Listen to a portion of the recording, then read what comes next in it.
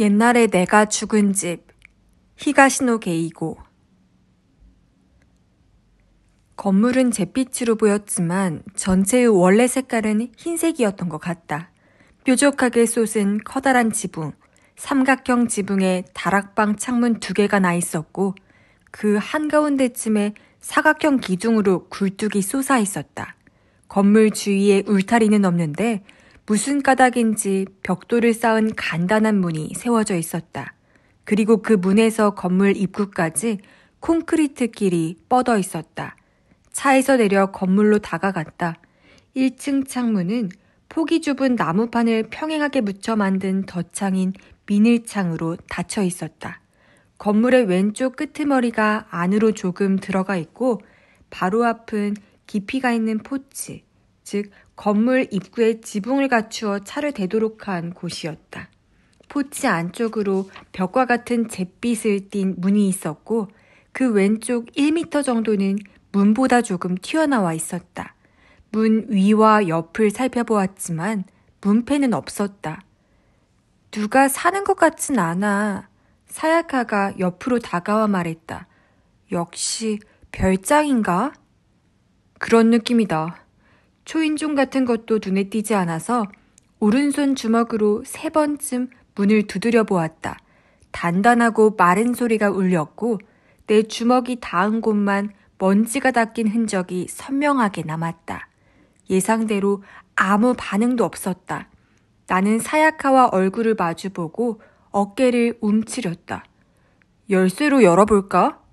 내가 제안했다. 그래야겠지. 사야카가 동의했다. 그리고 지난번에 보았던 노쇠 열쇠를 핸드백에서 꺼냈다. 나는 그것을 받아들었다.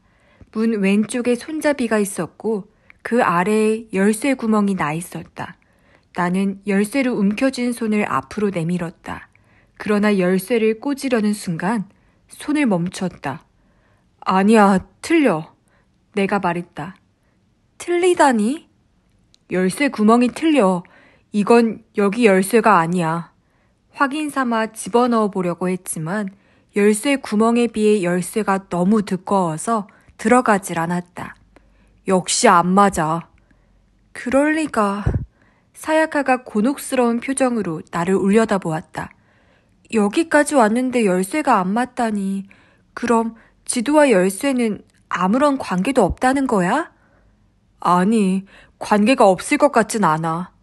문 앞에서 벗어나 집 주위를 돌아보기로 했다. 집 뒤편에는 바로 코 앞까지 수목이 우거져 있어서 무수한 나뭇가지들이 지붕을 덮듯이 뻗어 있었다.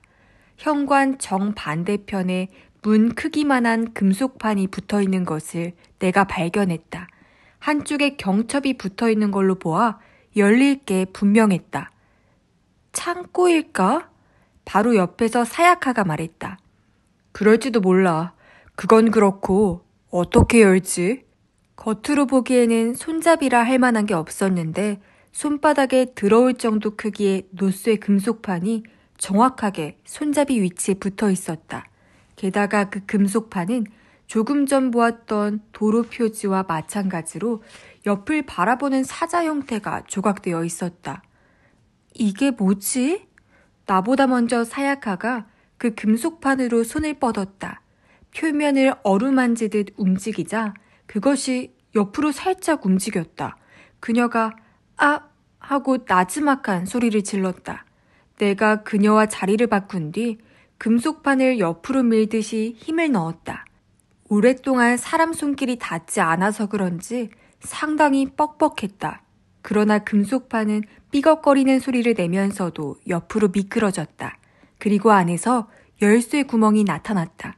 우리는 또다시 얼굴을 마주 보았다. 술렁이는 마음을 진정시키고 사자 열쇠를 집어넣어 보았다. 그것은 열쇠 구멍에 딱 들어맞았다.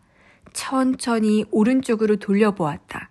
소리는 안 났지만 뭔가가 풀리는 감촉이 손목에 전해졌다.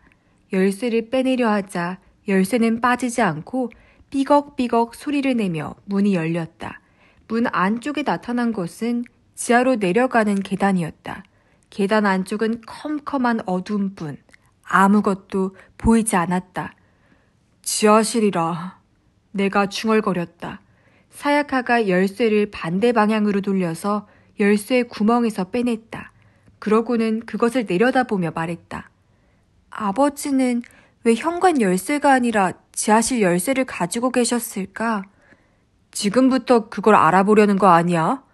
내가 말하자 그녀가 가슴을 살짝 들썩이며 숨을 내쉬었다.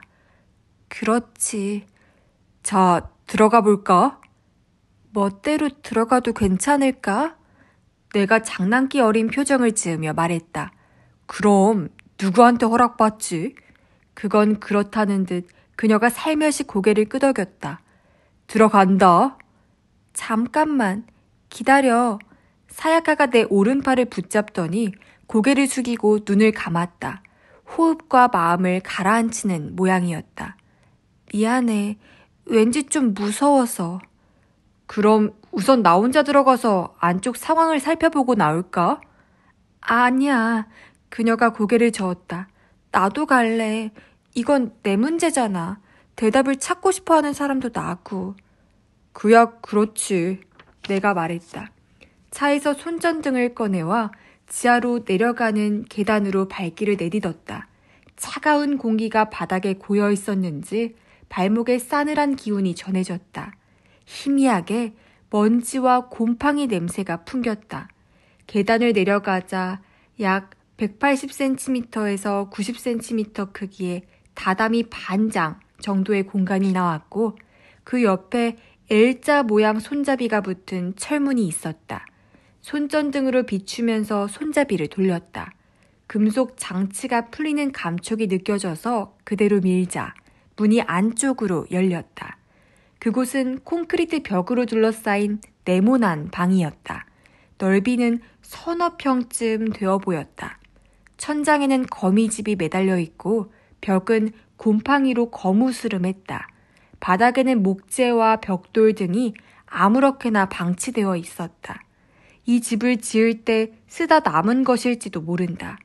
20리터들이 석유통 2개가 나란히 있어서 확인 삼아 들어보았다.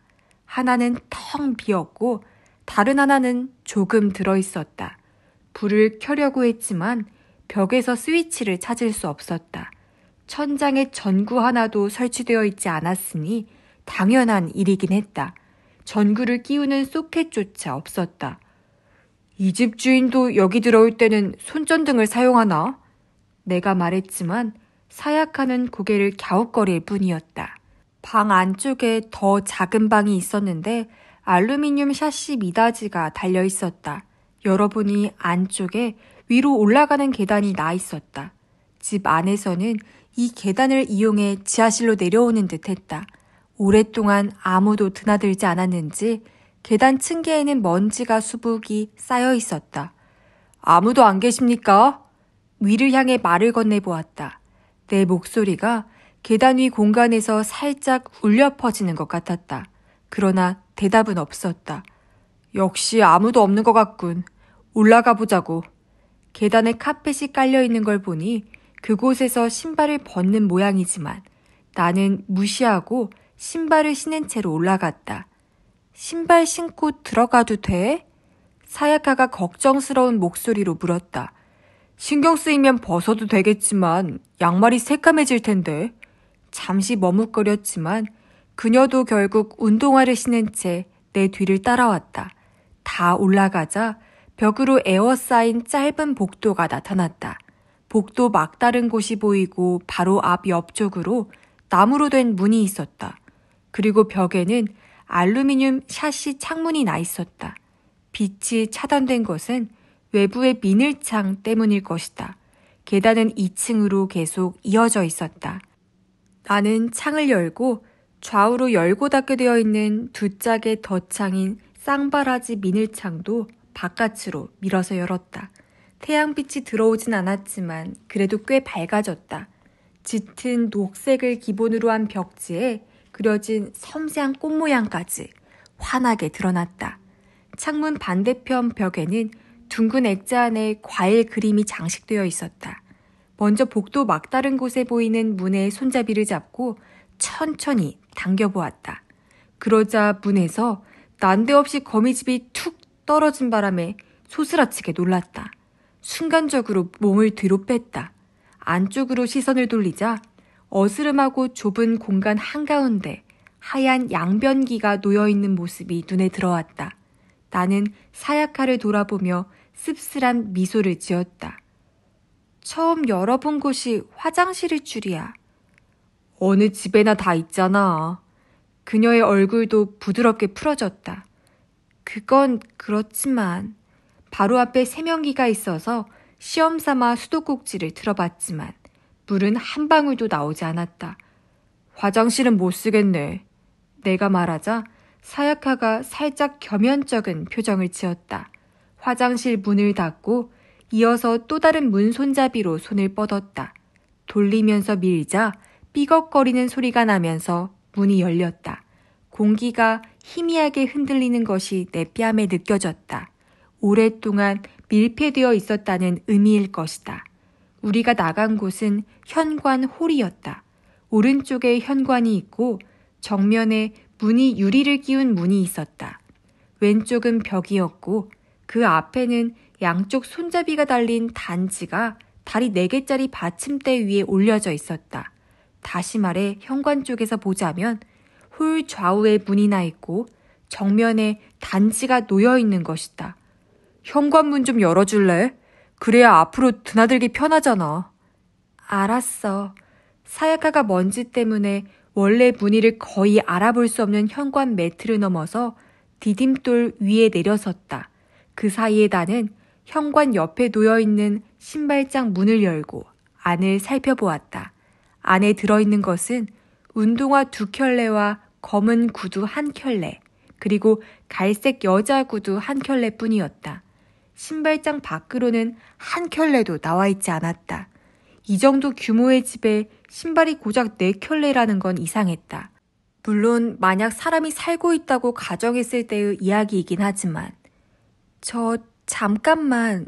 현관문을 열던 사야카가 말을 건넸다. 왜? 자물쇠가 안 열려? 그게 아니야. 자물쇠는 열었는데. 그녀가 자물쇠 손잡이를 찰칵찰칵 돌렸다. 자물쇠는 열리는데 문이 안 열려. 뭐? 그게 무슨 소리야? 내가 손전등으로 현관을 비춰보았다. 나도 모르게 이건 또 뭐야? 라는 소리가 흘러나왔다. 문의 내 귀퉁이가 굵은 볼트와 금속 장식으로 고정되어 있었기 때문이다.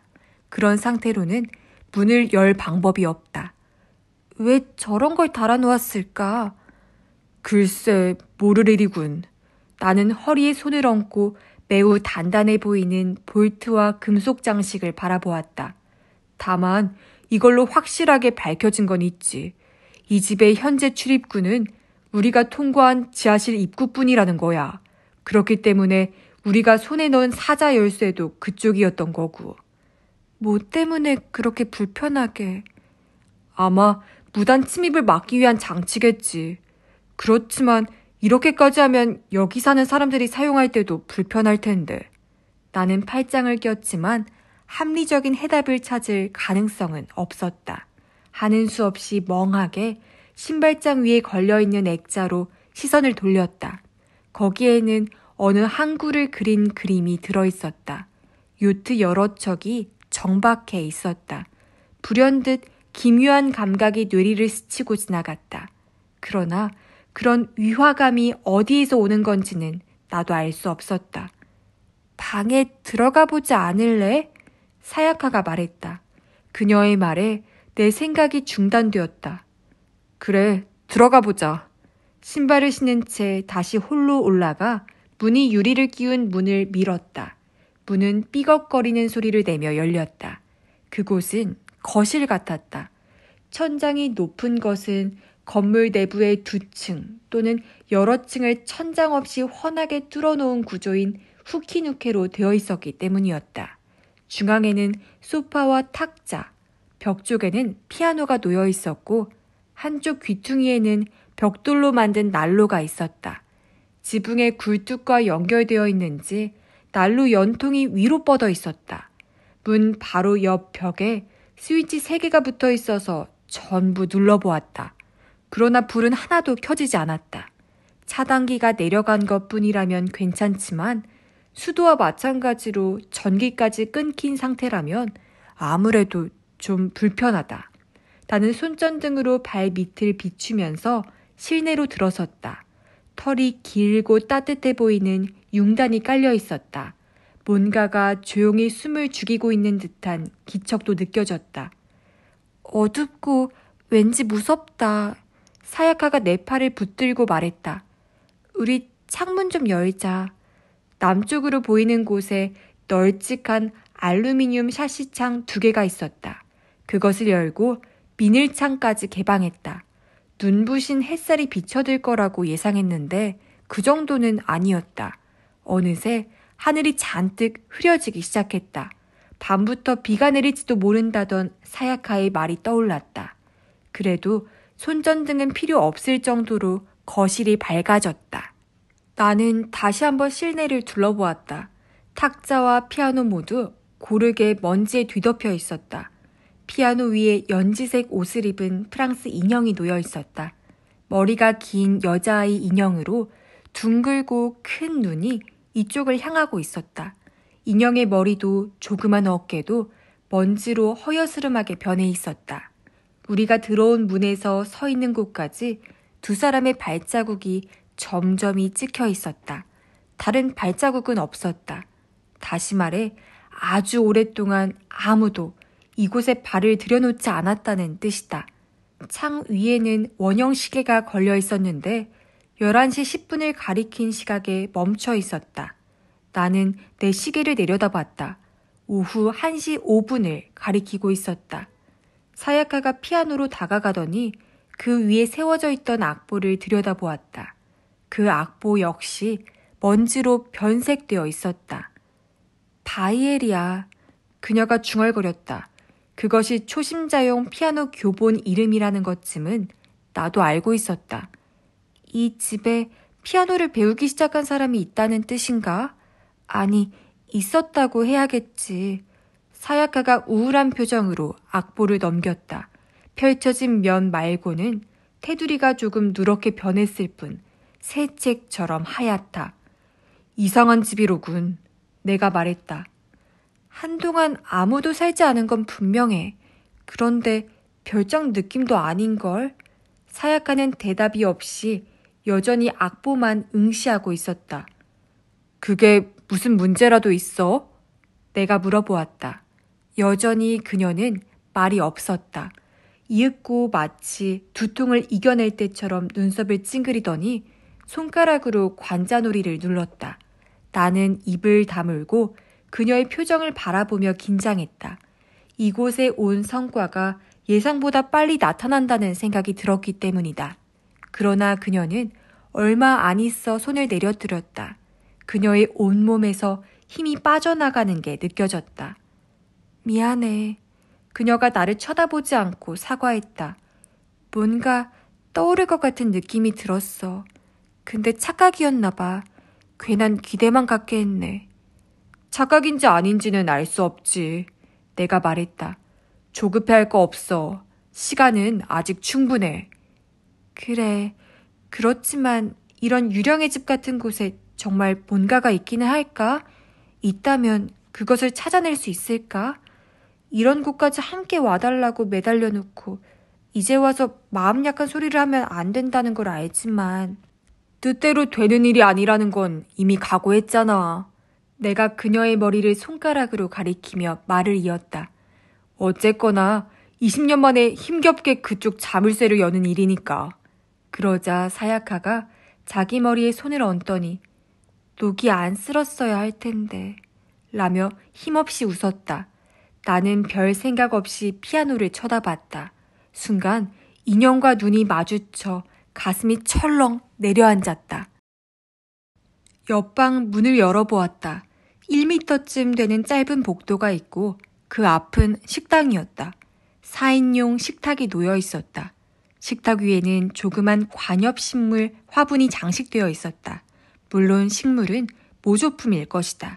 벽은 L자형 부엌으로 되어 있었다. 싱크대 위에 커피잔과 받침 2세트가 방치되어 있었다. 그 모습은 시간이 어중간한 지점에서 끊긴 듯한 인상을 풍겼다. 싱크대 옆에는 구형 투도어 냉장고가 있고 그 안쪽 옆에는 식기 장식장이 있었다.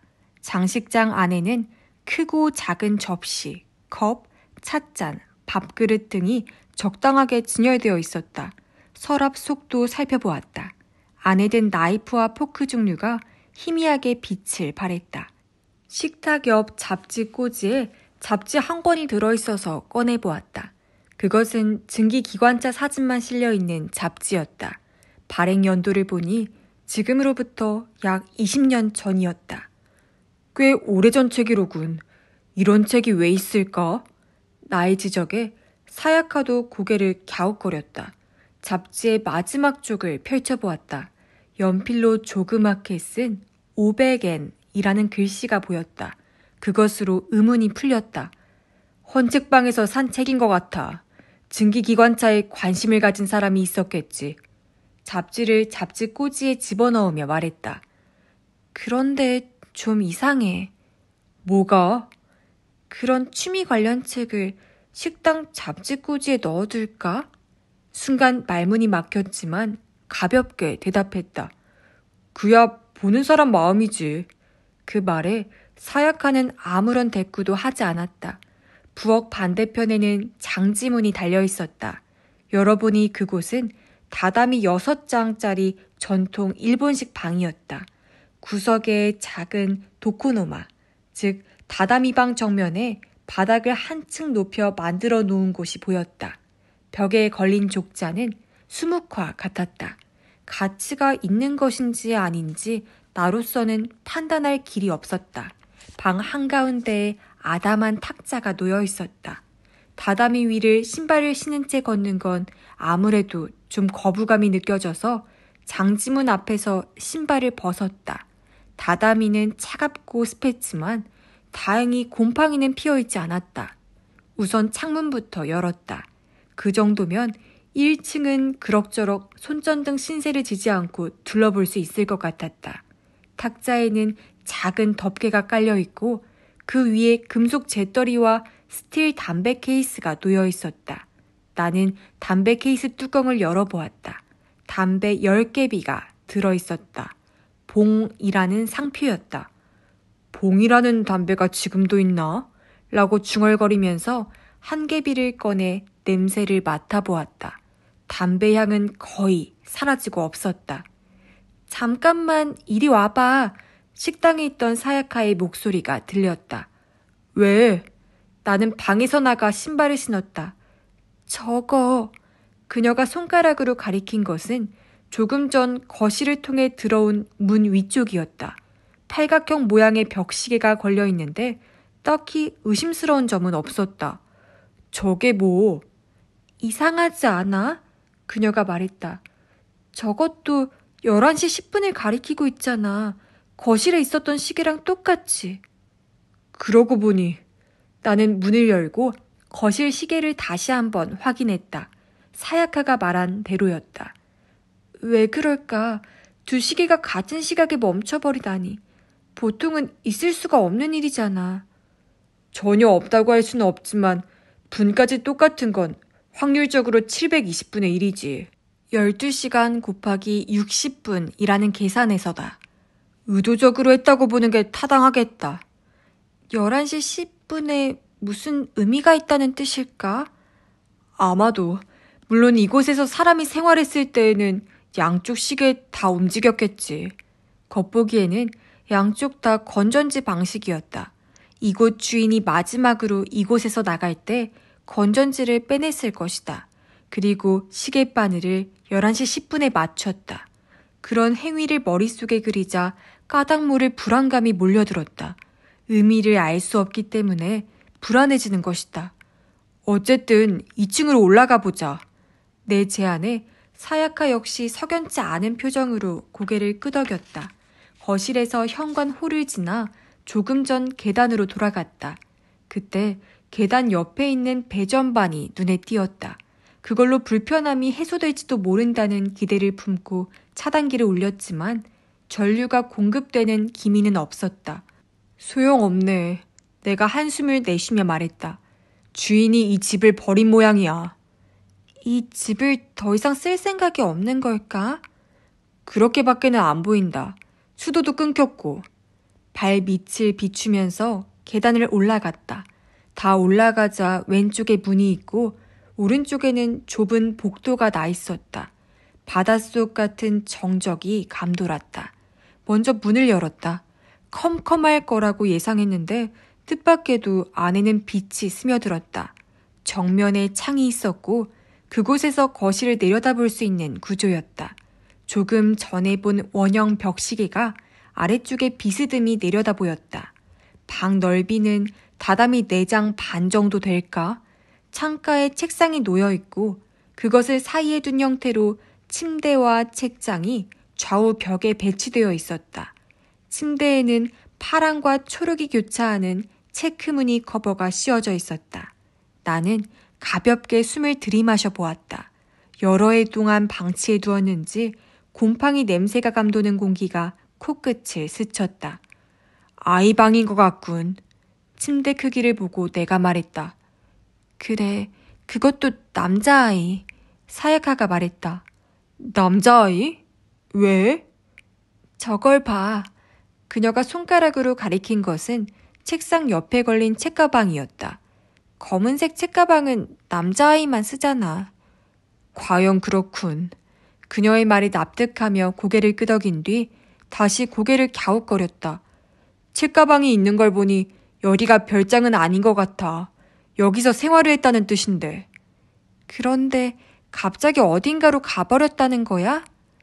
지금 상황에서는 그렇게 생각할 수밖에 없어. 그 방에 남자아이가 살았다는 걸 드러내는 정황은 그 밖에도 여러 가지가 있었다. 침대 밑에 야구 글러브가 떨어져 있었고 책상 위에는 PVC 소재의 괴수 장난감이 올려져 있었다. 글러브는 먼지가 끼어 있었지만 사용한 흔적은 거의 없었다. 책장에 증기기관차 잡지가 여러 권 꽂혀 있었다. 식당 잡지 꼬지에 들어있었던 잡지도 이 방 주인의 소지품인지도 모른다. 증기기관차 잡지 이외에는 나란히 꽂힌 백과사전이 눈에 띄었다. 세어보니 총 24권이나 되었다. 그 밖에는 유명 아동문학책이 20여 권, 모두 하드커버였다. 그리고 초등학교 6학년 학습 참고서 10여 권, 그리고 도감과 사진집 종류가 여러 권 있었다. 만화책은 한 권도 없었다. 이 방 주인이 여기 살았던 시점이 초등학교 6학년이었던 모양이야. 책장을 보니 우등생 같은데. 실제로도 우등생이었나 봐. 책상 위를 보며 사야카가 말했다. 거기에는 책과 공책이 펼쳐져 있었다. 공책 위에는 정성 들여 깎은 연필과 지우개가 놓여 있었다. 옆에는 플라스틱 필통도 있었다. 공부 중인 느낌이군. 공부하던 중에 이 방에서 나가서 안 돌아왔다는 말이야? 그야 모를 일이지. 상황은 그렇게 보이긴 하지만. 부엌에 커피잔이 치워지지 않은 채 나와있던 모습이 떠올랐다. 그것과 마찬가지로 기묘한 분위기가 풍겼다. 마치 이 집 안에서만 시간이 정지되어 버린 것 같았다. 왠지 으스스해. 사야카가 두 손으로 양팔을 문질렀다. 여기 살았던 사람들이 어디론가 가버릴 순 있겠지만 이렇게 뭔가를 하던 형태로 방치해두다니. 무슨 절박한 사정이 생겨서 제대로 챙기지도 못하고 나갔을지도 몰라. 예를 들면 야반도주라거나. 야반도주라면 책가방과 교과서를 두고 가는 건 말이 안 되잖아. 언제 학교에 다시 가게 될지 모르니까 부모라면 적어도 그때까지 혼자 공부할 수 있게 아이에게 반드시 챙겨줄 거야. 대출 회사에 근무하는 친구한테 그런 얘기를 들은 적이 있어. 그 말을 듣고 보니 그런 것도 같네. 책상 앞에 의자를 빼고 가운데 서랍을 열었다. 안에 들어있는 것은 컴퍼스와 기본적인 문구류였다. 다른 두 서랍은 한쪽에는 새 공책, 다른 한쪽에는 크레용과 물감이 들어있었다. 사야카가 책상에 펼쳐둔 교과서를 손에 들었다. 산수 교과서였다. 표지에 기하학 무늬가 그려 있었다. 아, 속표지를 보던 그녀가 나지막이 놀란 소리를 지르더니 그것을 내게 보여주었다. 거기에는 인쇄 날짜가 나와 있었다. 그것을 보고 그녀가 놀란 이유를 알았다. 23년 전 날짜가 찍혀 있었던 것이다. 우리는 한동안 말없이 마주 보았다. 그녀의 눈에 창틀이 비쳤다. 말도 안 돼. 내가 말했다. 이 집이 23년간이나 방치되었다면 이보다 훨씬 황폐해졌을 거야. 이 상태는 기껏해야 2, 3년쯤 내버려둔 정도라고. 그렇지만 방주인이 23년 전에 모습을 감춘 건 사실이잖아. 교과서 날짜만 보고 판단하면 안 될 것 같은데. 나는 교과서를 팔랑팔랑 넘겨보고 이어서 공책으로 손을 뻗었다. 위에 올려져 있던 연필을 치우자 그 자리에만 먼지가 없었다. 펼쳐져 있던 면에는 연필로 모두 사슴이라면 다리 숫자는 4 곱하기 26으로 104, 신발 숫자는 총 84개이므로 104 빼기 84는 20개 부족하다. 그러므로 20 나누기 2는 10이므로 원숭이가 10마리 있다 라고 쓰여 있었다. 이른바 수르카메잔, 즉 산수에서 학과 거북이 합계 마리수와 그 다리의 합계를 제시하여 각각의 수를 구하게 하는 스타일의 문제였다. 이 문제에서는 학과 거북이 대신 사슴과 원숭이를 사용했다. 앞장을 넘겨보니 모두 빽빽하게 문제를 푼 흔적이 남아있었다. 글씨는 결코 잘 쓴다고 할 수는 없지만 읽기 힘든 글씨는 아니었다. 무엇보다 오자나 탈자가 전혀 없었다. 방 주인이 상당히 우수한 학생이었다는 것은 그것으로 증명되는 것 같았다. 마지막 장을 펼쳐보았다. 그것을 보고 가슴이 철렁 내려앉았다. 산수 6학년 1반 미쿠리아 유스케라고 쓰여 있었다. 나는 사야카를 쳐다보았다. 그녀의 눈도 공책 이름에 붙박혀 있었다. 이 이름 기억나? 내가 물었다. 미쿠리아 유스케. 한 글자 한 글자 끊어 읽고 그녀가 눈을 감았다. 뭔가를 떠올리려 애쓰는 모습처럼 보였다. 들어본 적이... 미안, 잠깐만 조용히 해줘. 그녀가 내 말을 가로막았다. 나는 입을 다물었다. 그렇게 2, 3분이 지났다. 그녀가 땅이 꺼져라 한숨을 내쉬더니 휘청거리듯 고개를 저었다. 안 돼. 도무지 생각이 안 나. 아는 이름 같은 느낌은 들고? 응, 그렇지만 기분 탓일지도 몰라. 누군가 비슷한 이름하고 혼동하고 있을지도 모르고. 그녀가 눈썹을 찡그리며 손가락으로 관자놀이를 눌렀다. 아버님이 그런 이름을 말하신 적이 있다거나. 그럴지도 몰라. 그렇지만 잘 모르겠어. 사약하는 머리칼을 거칠게 흐드러뜨렸다. 그만, 됐어. 내가 그녀의 어깨를 두드리며 말했다. 어쨌든 이걸로 이 집에 미쿠리아 가족이 살았다는 게 증명됐어. 다른 방도 한번 살펴보자. 그래. 공책과 교과서를 그대로 두고 일단은 그 방에서 나왔다. 복도로 나와서 안쪽으로 들어갔다. 막다른 곳에 문이 있어서 열어보았다. 그곳에도 곰팡이 냄새가 감도는 공기가 차 있었다. 창은 닫혀 있었지만 컴컴한 정도는 아니었다. 1층과 달리 창 밖에 미늘창이 없고 커튼만 쳐 있었기 때문이다. 손전등으로 방을 비추어 보았다. 가장 먼저 눈에 들어온 것은 벽에 걸린 양복 한 벌이었다.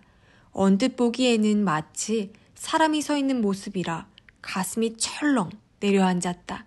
사야카도 같은 느낌을 받았는지 나지막하게 비명을 질렀다. 손전등을 돌리자 흔들의자가 보였다. 이어서 벽 쪽에 나란히 들어선 침대 2개, 그리고 창가에는 천체 망원경이 보였다. 벽에 생긴 얼룩 모양이 섬뜩해 보였다.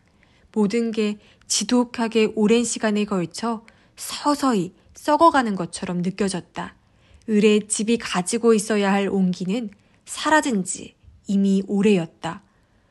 여긴 부모 방인 것 같지? 내 뒤에서 사야카가 말했다.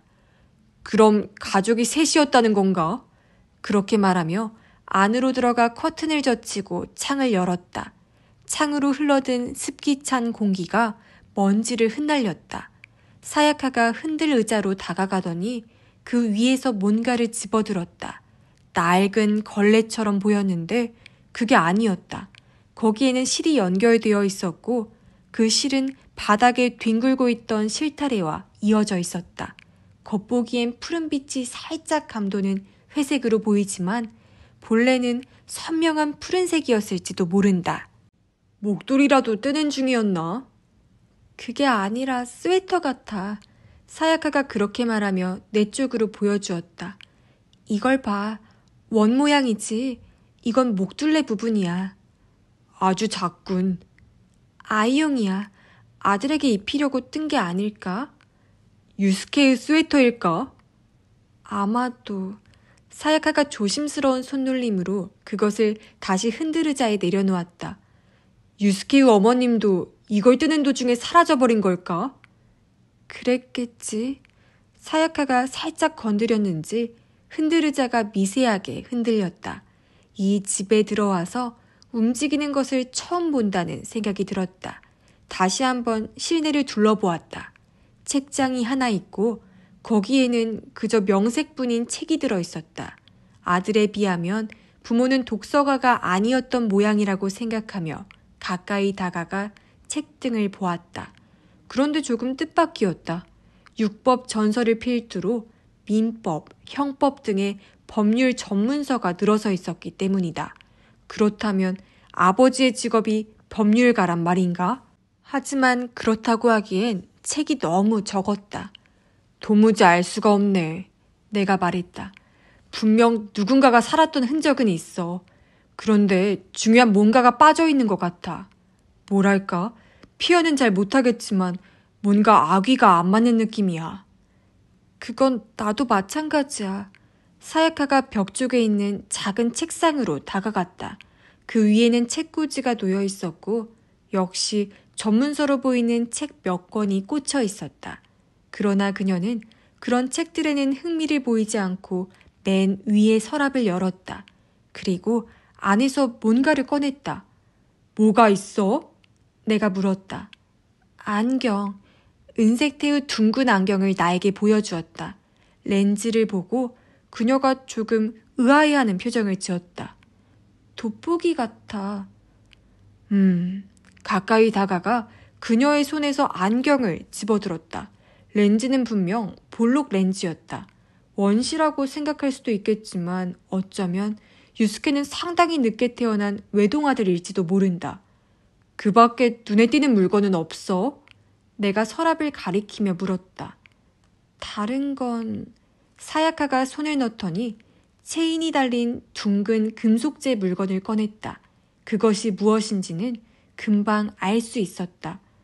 회중시계라니. 보기 드문 물건이네. 뚜껑이 달려있어. 어떻게 열지? 아, 이거구나. 사야카가 옆에 달린 금속 장치를 엄지손가락으로 누르자 뚜껑이 활짝 열렸다. 그 탄력으로 시계에 붙어있던 먼지가 춤을 추었다. 그녀는 먼지를 피하듯 고개를 뒤로 뺐지만 문자판을 보는 순간 얼어붙은 듯 꼼짝도 하지 않았다. 눈도 깜빡이지 않았다. 왜 그래? 내가 물었다. 그녀가 문자판을 천천히 내 쪽으로 돌렸다. 그리스 숫자가 새겨진 하얀 문자판 위에는 수제품으로 보이는 가느다란 시침과 분침과 초침이 멈춰서 있었다. 시계바늘이 가리키는 시각은 11시 10분이었다. 찻집 아니었지만 바로 앞 소나무에 가려져 마스바라 호수 전경을 바라볼 수는 없었다. 이따금 소나무 사이로 오리 모양의 배가 나타났다. 주말치고는 손님이 적은 것 같았는데 그 이유가 아직 비수기라 그런지 오늘 날씨가 나빠질 것 같아서 그런지 그도 아니면 이곳의 평소 상태가 원래 그런 건지는 알 수 없었다. 찻집 카운터 안에 있는 여주인의 모습을 봐서는 오늘이 유달리 한가한 날도 아닌 것 같았다. 가게는 10대 명이 들어오면 꽉 차는 넓이였는데 우리 외에는 아베크족과 가족 단위 손님이 각각 한 팀씩 있을 뿐이었다. 점심을 먹기 위해 그 집에서 나왔는데 먹을 만한 음식을 찾다 보니 결국 마스바라 호숫가까지 오고 말았다. 그건 그렇고 카레 돈가스를 다 먹고 식후 커피를 한 모금 마시고 나서 내가 말했다. 그 집은 대체 뭘까? 미쿠리와 유스케와 그의 가족이 살았는데 어느 날 돌연 모두 사라져버린 집. 우리가 아는 건 그것뿐이네. 3분의 1을 남긴 새우볶음밥과 반쯤 마신 밀크티를 앞에 놓고 사야카가 대답했다. 아니, 생각해볼 구석이 더 있지. 우선 너희 아버님이 지하실 입구 열쇠를 가지고 계셨어. 그 다음은 아무래도 그 집에서 11시 10분이라는 시각이 깊은 의미가 있는 것 같아. 유스케의 어머니는 뜨개질을 잘했고 아버지는 노안에 법률 관련 일을 했다거나? 그렇지. 고개를 끄덕이고 나서 물론 뜨개질을 잘한 사람이 아버지고 어머니가 법률가셨을지도 모르지만 이라고 덧붙였다. 사야카가 어깨를 들썩이며 한숨을 내쉬었다. 뭐가 뭔지 하나도 모르겠어. 아버지가 가끔 가셨던 장소가 그 집이 분명한 것 같긴 한데 대체 거기서 뭘 하셨을까? 별장으로 이용했다고 보기도 힘든데 말이지. 중년 여주인이 카운터에서 나와 내 앞에 있는 카레 돈가스 접시를 치우고 내친 김에 두 사람 컵에 물을 따라주었다. 폴로 셔츠에 청바지를 입은 편안한 차림새였지만 안경은 교육열 높은 엄마를 연상시키는 삼각형이었다. 이 부근에 사십니까? 불현듯 생각이 나서 내가 여주인에게 물었다. 그녀는 카운터 위를 닦으며 저요? 네, 그런데요? 라고 대답했다. 나는 그녀에게 그 집에 관해 얘기하고 뭔가 아는 게 없냐고 물었다. 그러나 그녀는 집의 존재조차 모르는 듯 했다. 별장지대 쪽인가요? 여주인이 물었다. 아니요, 별장지대보다 앞쪽이에요. 왼쪽으로 꺾어 들어가는 좁은 길이 있는데 그 안에 있습니다. 그런 곳에 집이 있었나요? 그녀가 고개를 갸웃거리며 카운터 쪽으로 갔다. 그러더니 뒷문을 열고 안을 향해 누군가에게 질문을 되풀이했다. 거기 누가 있는 모양이었다. 금방 안에서 나온 사람은 스포츠 머리를 한 남자였다. 하얀 작업복을 입고 있는 걸로 보아 요리사 같았다. 찻집에 왜 전문 요리사가 있는지는 이해할 수 없었다. 저 굴뚝이는 하얀 집 말입니까? 남자가 우리 쪽을 보며 물었다. 그렇습니다. 내가 고개를 끄덕이며 물었다. 뭐 좀 아시는 게 있습니까? 안다고 할 것까지는 없죠. 그곳에 그런 집이 있다는 걸 아는 정도니까요. 그 집에 살았던 분의 성함이라거나. 그런 건 전혀 모르죠. 남자가 고개를 저으며 말했다. 우리도 친구들끼리 그 집이 대체 무슨 집인가 하는 얘기를 나눈 적이 있어요. 여러 해 전부터 그곳에 있었지만 거기에 사는 사람을 본 적은 없습니다.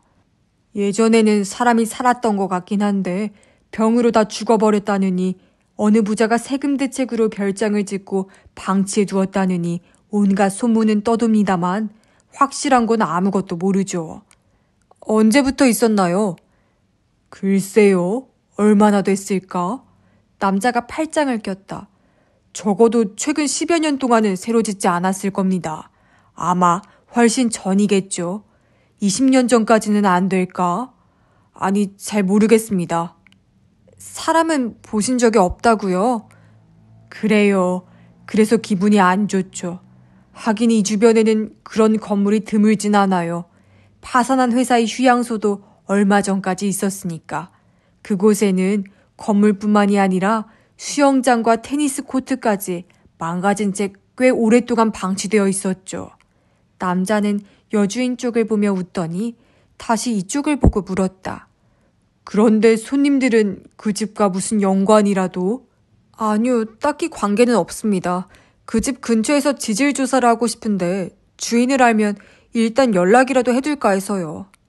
지질 조사? 대학에서 연구하는 사람입니다. 지갑에서 명함을 꺼내 직책을 보여주었다. 이학부 물리학과라고 되어 있지만 남자는 수상하게 여기는 것 같진 않았다. 학자분들도 꽤 힘드시겠군요. 그렇지만 그 정도라면 그냥 편하게 하셔도 괜찮을 것 같은데요. 정말 아무도 없는 곳이니까. 그렇습니까? 그럼 그렇게 해도 될까요? 그럼요. 괜찮고 말고요. 남자가 몇 번씩이나 고개를 끄덕였다. 더는 유익한 이야기가 나올 것 같지도 않고 커피잔도 비어서 나는 지갑에서 돈을 꺼내며 엉거주춤 일어섰다. 바로 그때 남자가 불현듯 생각이 떠오른 듯 입을 열었다. 아, 참, 딱 한 번 사람을 봤다는 이야기를 듣긴 했습니다. 네? 언제죠? 벌써 4, 5년 전의 일인가? 내가 일하는 초밥집 배달 직원이 길을 잘못 든 바람에 그곳까지 들어갔던 모양이에요. 그때 집 앞에 누가 있었다고 하더군요. 어떤 사람이었나요? 나이 든 남자였다고 했던 것 같은데. 남자분이라. 그렇지만 집 앞에 있었다고 해서 집주인이라고 할 순 없겠죠. 그야 그렇지만 분명 청소를 하고 있었다고 했던 것 같은데. 청소요? 그래요. 빗자루를 들고. 그때 사야카가 갑자기 끼어들었다. 그 배달 직원을 만날 수 있을까요? 그녀의 말투가 너무 진지했던 탓일까? 남자가 살짝 움츠러드는 표정을 지었다. 그게 아르바이트라 지금은 여기 없습니다. 그렇군요. 사야카가 나를 쳐다보았다. 그녀가 무슨 생각을 하는지는 훤히 보였다. 나는 여주인과 스포츠머리 남자에게 감사 인사를 하고 돈을 지불했다. 그 사람은 아마 우리 아버지셨을 거야. 찻집에서 나와 차로 돌아간 뒤 그녀가 말했다. 그렇겠지? 이걸로 수수께끼 하나가 풀렸네. 무슨 수수께끼? 집 안이 깨끗하다는 수수께끼지. 먼지 투성이긴 했지만 그 집주인이 정말로 23년 전에 나가버렸다면 황폐해진 정도가 그 정도로 끝나진 않았을 거야. 아버지가 청소를 하러 이따금 그 집에 들렀다는 거야? 목적이 따로 있었을지도 모르지만 겸사겸사 청소도 하셨겠지. 사야카는 몇 번씩이나 눈을 깜빡거렸다. 우리 아버지와 그 집은 무슨 관계가 있을까? 특별한 마음이 있었던 건 분명한 것 같다. 내가 말했다. 그러니까 청소를 하면서도 물건 배치는 바꾸지 않았겠지. 책상 위에 공책, 뜨개질하던 스웨터, 그 집 가족이 사라졌을 때 모습 그대로 놔두셨잖아. 아버지와 그 가족의 관계를 알아낼 실마리가 있으면 좋을 텐데. 네가 들고 온 앨범을 살펴보자. 어쩌면 오래된 사진 속에 그 집이 찍혀 있을지도 모르니까. 그렇게 말하고 차 시동을 걸었다. 잿빛 집으로 돌아와 아까와 마찬가지로 지하실을 통과해 안으로 들어갔다. 그때 석유통 옆에서 양초와 성냥이 든 상자를 발견했다. 일단 그것을 들고 계단을 올라갔다. 아직 해가 저물 무렵은 아니었지만 날씨가 심상치 않아서 창을 열어도 그다지 밝지 않았다. 양초를 켜기 전에 이곳에서 나가야겠다고 생각했다. 차에서 들고 간 비닐 시트를 거실 소파에 깔고 그 위에 앉았다. 앉은 느낌이 별로 좋진 않았지만 먼지 투성이 위에 엉덩이를 대는 것보다는 나을 것 같았다. 마찬가지로 먼지가 수북한 탁자도 휴지로 가볍게 닦아내고 그 위에 앨범을 올려놓았다. 앨범은 2권이었다. 첫 번째 앨범 표지에는 동물 그림이, 두 번째에는 소녀 그림이 그려져 있었다. 첫 장을 펼치자 지난번 사야카의 말대로 초등학교 입학식 사진부터 나왔다. 하얀 블라우스에 찐 남색 스커트를 입고 빨간 책가방을 등에 맨 사야카가 태양빛이 눈부신 표정으로 카메라를 쳐다보고 있었다. 사야카의 손을 잡고 있는 사람은 아마 그녀의 어머니일 것이다. 고풍스러운 정장을 차려입은 야윈 여성이었다. 나는 그녀가 사야카가 초등학생 때 병으로 돌아가셨다는 말을 떠올렸다. 그 무렵부터 이미 몸 상태가 안 좋았는지 딸의 입학식을 맞은 것 치고는 표정이 밝지 않았다. 갓 미장원에 다녀온 듯한 머리 모양만이 묘하게 겉돌았다. 난 안 웃는 애였어. 사야카가 말했다. 안 웃어? 왜? 그건 잘 모르겠어. 어떤 사진을 봐도 난 웃는 게 없어. 나는 사진을 더 넘겨보았다. 사야카의 어릴 적 모습이 공원이나 유원지에서 나타났다. 얼굴 크기에 비해 눈이 큰 그녀는 다른 아이들보다 눈에 띄었을 것 같다. 그러나 본인이 말한 대로 웃는 얼굴은 하나도 없었다. 어떤 사진을 봐도 사야카는 불안한 눈빛을 띠고 있었다. 마치 낯선 세계에 혼자 남겨진 것 같았다. 뭐라고 해야 할지 모르겠군. 그런가? 그러고 보니 너랑은 어릴 적 얘기를 나눈 적이 한 번도 없네. 앨범에서 고개를 들며 내가 말했다.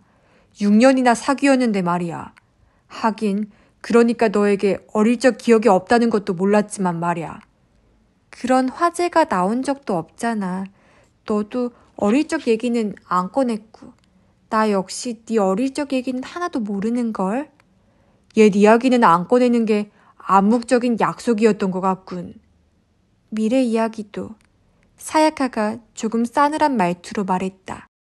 그래서 다른 남자를 선택했느냐는 말이 금방이라도 입 밖으로 튀어나올 것 같았다. 장래를 확실하게 계획하는 남자를 찾아 고무신을 거꾸로 신은 거냐는 말도. 물론 그냥 삼켜버렸다. 앨범으로 다시 돌아가기로 했다. 이 집이 어딘가에 찍혀 있지 않은지 한 장 한 장 찬찬히 넘겨봤다. 사야카도 옆에서 다른 앨범을 살펴보기 시작했다. 그러나 이 집을 촬영한 사진은 단 한 장도 없었다. 이 부근으로 보이는 지형조차 발견할 수 없었다. 아무래도 네가 초등학교에 들어가기 전으로 돌아가지 않으면 이 집과 아버님과의 관계는 파악하긴 힘들겠는데. 나와 이 집의 관계도 마찬가지겠지. 그렇지.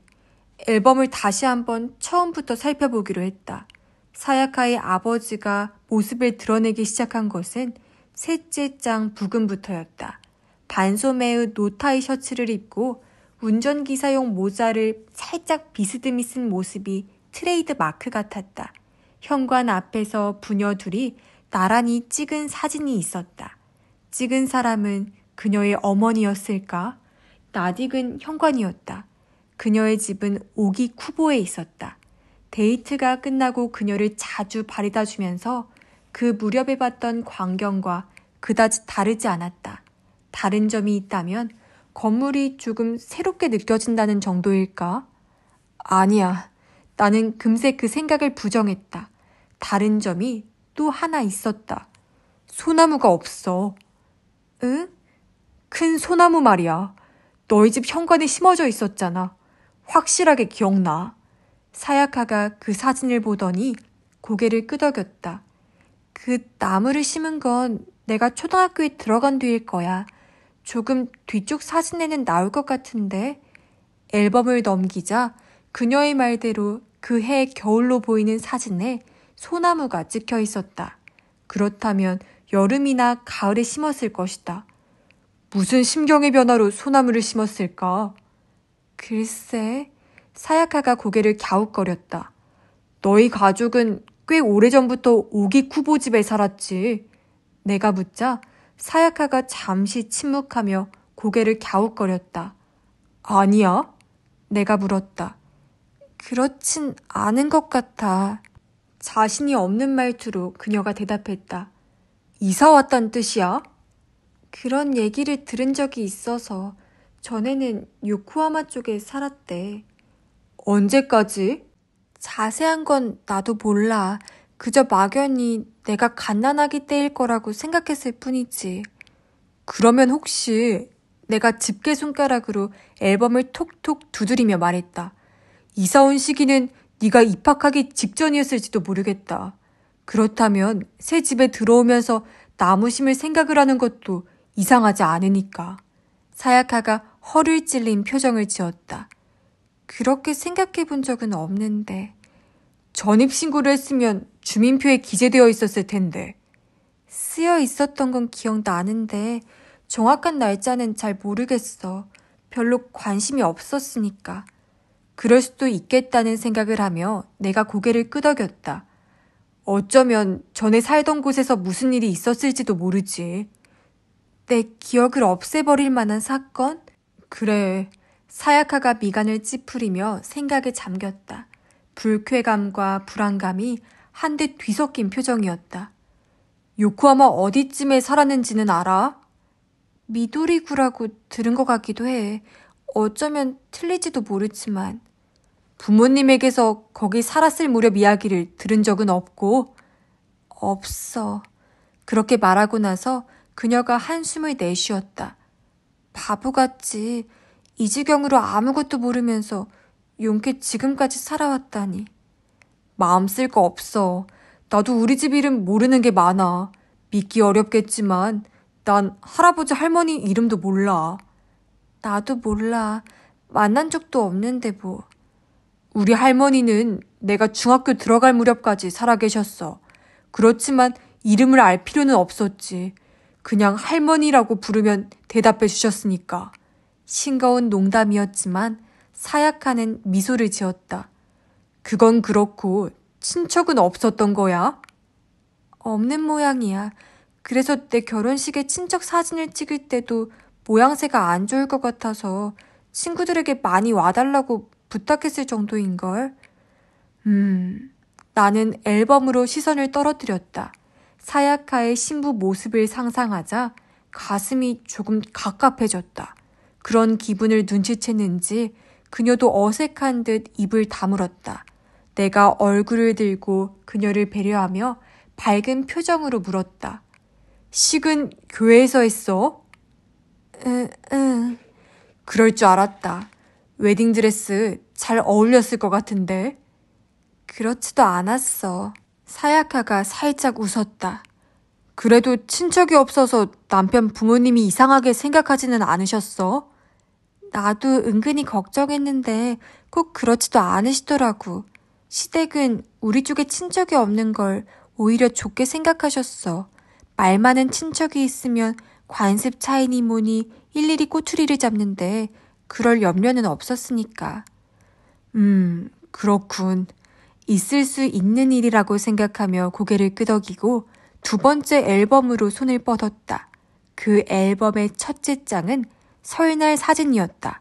갑갑해 보이는 기모노를 입은 사야카가 신사의 입구에 세운 두 기둥의 문 앞에 서 있었다. 그런데 옆에 있는 사람은 그때까지 못 보던 인물이었다. 70살가량의 노부인이 광택이 나는 잿빛의 기모노를 입고 있었다. 이 사람은 누구셔?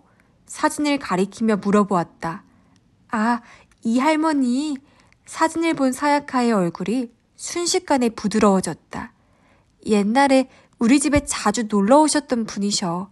아버지가 신세를 진 분이라고 들었어. 지금은? 돌아가셨어. 그게 아마. 그녀가 고개를 살짝 기울였다. 내가 중학교 1학년 때였을 거야. 장례식에 갔었던 기억도 나는걸. 앨범을 앞으로 넘겼다. 노부인의 모습이 여기저기에 나타났다. 이분 성함은 기억해? 사야카가 고개를 저었다. 기억이 안 난다기보다 들은 적이 없는 것 같아. 좀 전에 네가 말한 거랑 똑같아. 할머니라고 부르면 충분했으니까. 할머니라. 노부인은 사진마다 고급스러운 기모노를 입고 있었다. 아름다운 은빛 머리칼도 늘 단정하게 손질되어 있었다. 근처에 산다기보다는 어딘가 멀리서 일부러 찾아온 것처럼 보였다.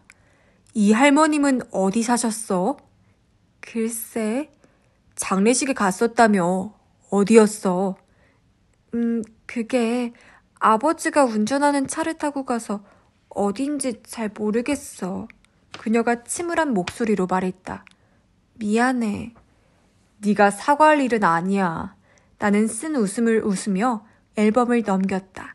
세일러복을 입은 사야카가 현관 앞에 앉아 찍은 것이 마지막 사진이었다. 중학교 들어갔을 때의 사진일 것이다. 세일러복도 아주 잘 어울리는데. 가벼운 말을 던지면서 앨범을 덮었다. 어쩌면 사야카가 입을 열었다. 이 집에 그 할머니가 살았을지도 몰라. 아버지가 청소를 하러 왔다는 건 아주 친한 사람의 집이었다는 뜻이잖아. 그런 사람은 그 할머니 외엔 달리 떠오르질 않아. 나는 고개를 끄덕이며 말했다. 타당한 추리일지도 모르지. 어떻게 확인할 방법이 없을까? 2층으로 가보자. 내가 일어섰다. 먼저 2층의 큰 방을 조사하기로 했다. 사야카의 추리가 맞다면 사진 속 노부인은 유스케의 어머니가 된다. 흔들 의자에 앉아 그의 스웨터를 짰던 사람도 그녀다. 23년 전에 유스케가 초등학교 6학년생이었다면 나이 차이가 상당한 모자지만 그것은 조금 전에 사야카가 찾아낸 돋보기와도 부합되는 상황이다. 사야카는 돋보기와 회중시계가 들어있던 책상을 다시 한번 뒤지기 시작했다. 만년필과 확대경 같은 걸 책상 위에 늘어놓았다. 나는 벽에 걸린 양복으로 다가갔다.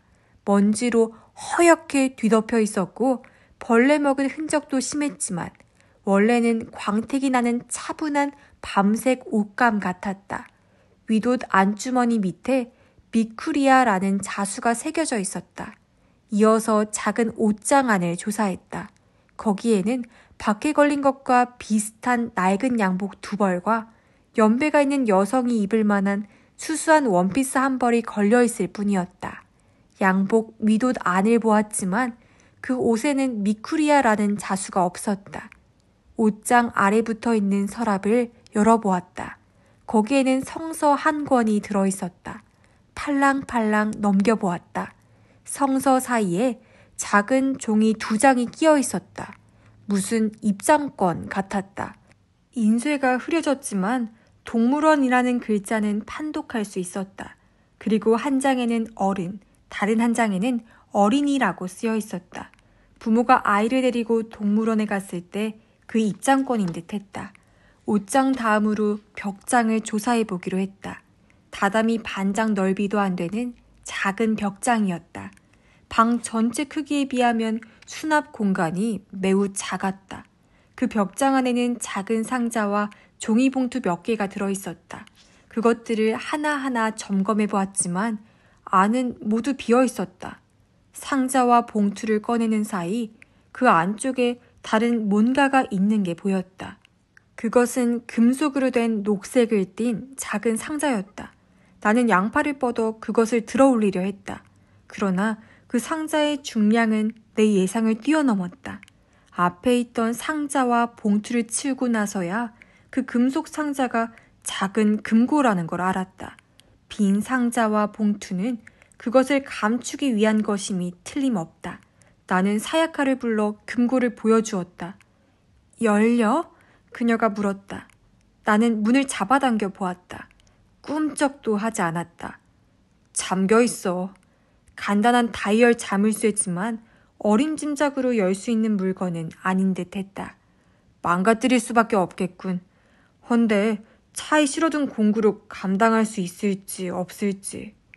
비밀번호 같은 게 필요해? 그렇지. 그런 비슷한 얘기를 부모님께 들은 적은 없어? 없어.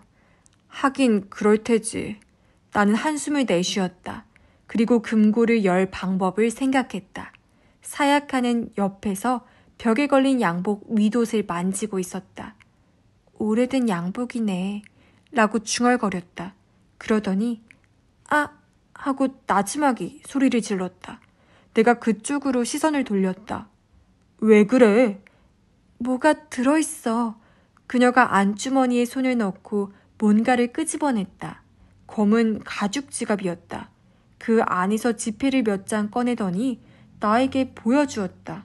일본의 불교를 중흥시킨 인물인 쇼토쿠 태자가 새겨진 10,000엔짜리 지폐 2장과 현대 일본 정치의 기초를 닦은 인물이나 안중근 의사에게 총탄을 맞고 죽은 이토 히로부미가 새겨진 1,000엔짜리 지폐 3장이었다. 옛날 지폐로군. 내가 말했다. 지폐에 그려진 인물이 나스메 소세키로 바뀐 게 언제쯤이지? 12, 13년 전 아닌가? 그럼 적어도 그때부터 이 지폐를 사용하지 않았다는 말이네.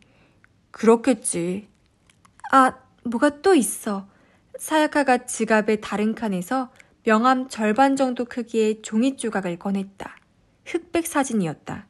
그녀는 사진을 물끄러미 내려다본 뒤 나에게 건네주었다. 사진에 찍힌 사람은 5살쯤 되는 남자아이였다. 모래장난을 치면서 동그랗게 뜬 눈으로 카메라를 똑바로 쳐다보고 있었다.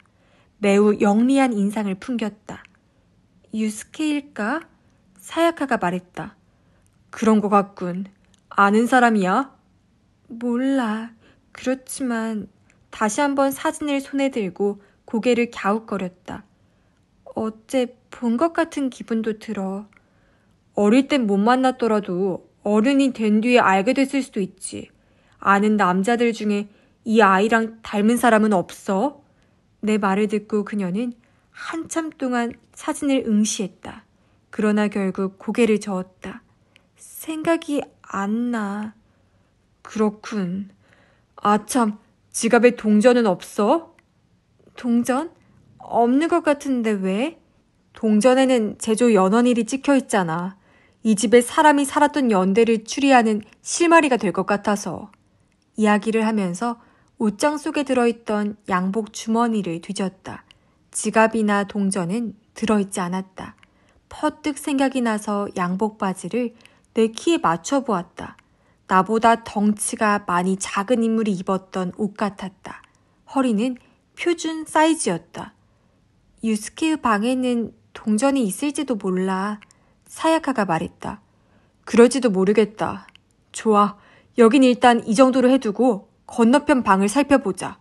큰 방에서 나가 소년의 방으로 향했다. 너무 함부로 뒤지진 말자. 이 상태로 시간이 멈춰 있는 데에는 무슨 의미가 있을지도 모르니까. 방으로 들어간 뒤 내가 그녀에게 주의를 주었다. 응, 알았어. 그녀가 고개를 끄덕였다. 소년의 책상과 책꽂이 주변을 다시 조사했다. 저금통 같은 게 있을 거라고 기대했기 때문이다. 그러나 그럴 만한 물건은 발견되지 않았다. 나갈 때 있는 돈은 몽땅 들고 갔나? 그럼 저 양복 주머니에 들어있던 지갑은 깜빡 잊어버렸다고 생각할 수밖에 없겠지. 그럴까? 사야카가 책꽂이에 들어선 책의 책등을 손가락으로 어루만졌다. 돈만 가지고 가족 모두 모습을 감췄을까?